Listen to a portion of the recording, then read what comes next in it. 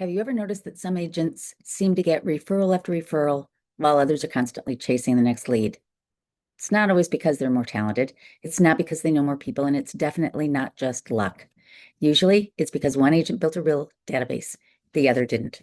Your CRM isn't just a contact list. It's not a place where names go to die. It's not a digital junk drawer. Your CRM is a relational asset. It's one of the most valuable things you can build in your business. And if you build it the right way, it becomes a referral machine. A lot of agents say they want more referrals, they want repeat business, they want a more predictable pipeline. But then I ask, how many people are actually in your CRM? And how many of people are organized in a way that helps you build relationships? That's usually where things get quiet. Because for many agents, the CRM is messy. There are names with no notes, phone numbers with no addresses, past clients mixed in with internet leads, open house visitors with no tags, people they met at events who never got entered at all. And they wonder why they always feel that they're starting over. Here's the truth. A great CRM tells you who people are, how you know them, what matters to them, what stage of life they're in, how likely they are to move, whether they've referred you before, and what should happen next. That's how you stop guessing. So I want you to picture two agents. The first agent meets people all the time at open houses, networking events in the neighborhood, at school events, social media, dog park. That agent is busy. They know lots of people. They're always in motion. But 6 months later, most of those people are gone. Why? Because nothing was captured well. No notes, tags, system, no follow-up plan. Now picture a second agent. Same market, same opportunities, same number of hours in the week. But when this agent meets someone, they put them in the CRM. They note where they met them. They tag the lead source. They tag the timing. They tag the niche. They add notes. Maybe the note says, thinking about downsizing next year. Has 2 dogs. Loves vintage homes. Works downtown. Wants new construction with low maintenance. Then they assign a follow-up plan. 3 months later, that person replies. 6 months later, they meet for coffee. 9 months later, they buy or sell. A year later, they send a referral. Now, that didn't happen by accident, folks. That happened because someone treated the relationship like it mattered before the transaction happened. That's what great agents do. So let's start with the first big idea. Your CRM should include everyone you know, not just people who say they want to move right now, not just hot leads, not just people who fill out a form online, everyone. Your sphere, your family, your friends, your neighbors, your past clients, your current and former colleagues, your lenders, your attorneys, your contractors, your doctor, your dentist, your hairstylist, your accountant, your favorite barista, people from church, from volunteer groups, networking events, your social media world, open house visitors, people in your geographic farm, people in your niche. If you work with downsizers, they belong in the CRM. If you want to attract silver tsunami sellers, they belong in your CRM. If you want more new construction buyers, they belong in your CRM. And if you're building a geographic farm, those neighbors also belong in your CRM. If you're waiting until someone says, I'm serious, before you put them in your database, you're losing opportunities every week. And here's the standard I want you agents to hear clearly. If you don't have at least 100 complete contacts with name, phone, email, and address, you don't have a database. You have fragments. And fragments do not create a predictable business. Once people are inside the CRM now, you have to tag them.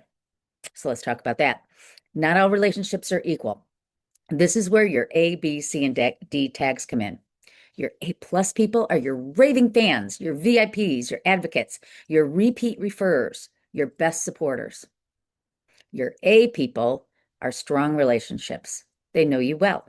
They answer your calls. They trust you. They may have referred you before, or they absolutely would.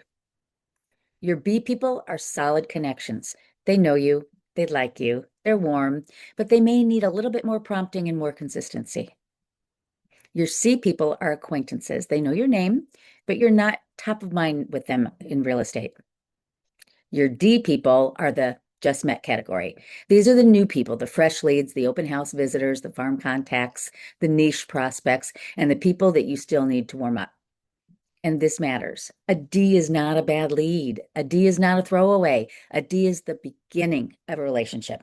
Too many agents meet somebody who says, we're probably not moving till next year. And they think, it's not a real lead. No, that's a relationship at the very beginning. Let's say you meet a woman at a downsizing seminar. She's not ready now, maybe next year. A lot of agents would let that contact drift away.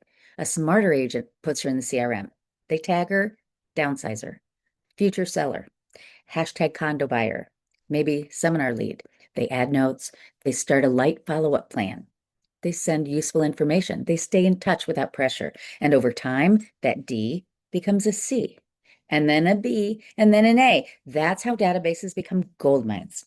The goal is not just to collect names. The goal is to move people through relationship stages from D to C, C to B, B to A, and A to A plus. That's the game. Now, let's add another layer. In addition to relationship tags, you also need timing tags because someone can be in a relationship and not move for 2 years. Someone could be a D relationship and be ready to buy next month. So you need both. You need to know where they are in the real estate journey: hot, warm, nurture short term, nurture long term, future, active, pending, closed. This is what tells you how often to stay in touch. If they're hot, you need to be in regular communication. If they're warm, you should be checking in consistently. If they are nurture, you should stay top of mind without overwhelming them. If they're long-term or past clients, you still need regular touches so they don't forget you. This is where agents oftentimes make mistakes. They contact people too much when they're not ready, or they disappear from people who actually matter. Neither one works. Think of your CRM like a garden. You don't water every plant the exact same way. Some need more attention now, some need light, steady care. Some are mature and already producing fruit. Your database works the same way. So, what does follow-up actually look like? Hot leads need frequent communication. Warm leads need consistent check-ins. Nurture needs monthly touches, and long-term leads and past clients still need contact every couple of months at a minimum. Then layer in the relationship piece. Your A plus and A people are your primary referral engine. You should know what's happening in their world. Your B people still need regular personal contact, and your C people should still hear from you quarterly. All these people should be getting your baseline touch plan in the background.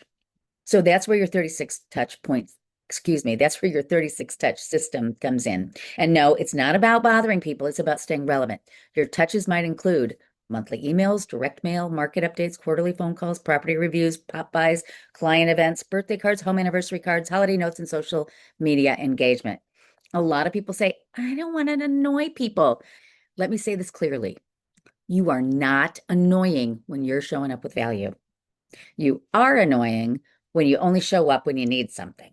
That's the difference. A market update is value. A thoughtful check-in call is value. A property review is value, as is a home anniversary card. A seasonal pop-by is memorable. A client event is relationship building. This is how you stay top of mind.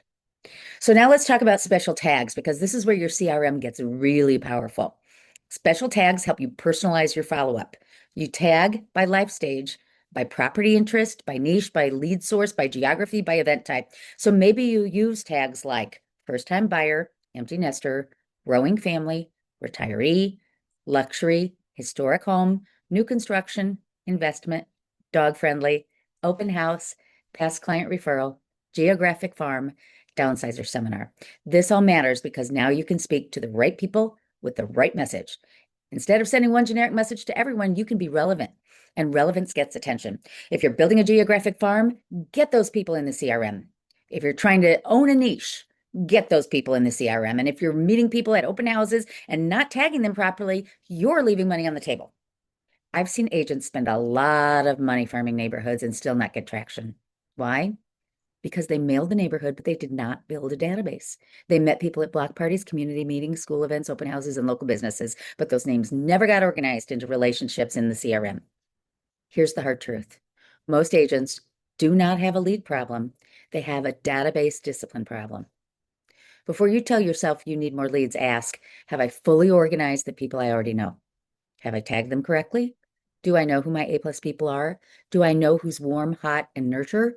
And am I staying in touch consistently? Am I logging my notes, and am I creating reasons to reach out? Because there's often far more hiding in your current world for your business than you realize.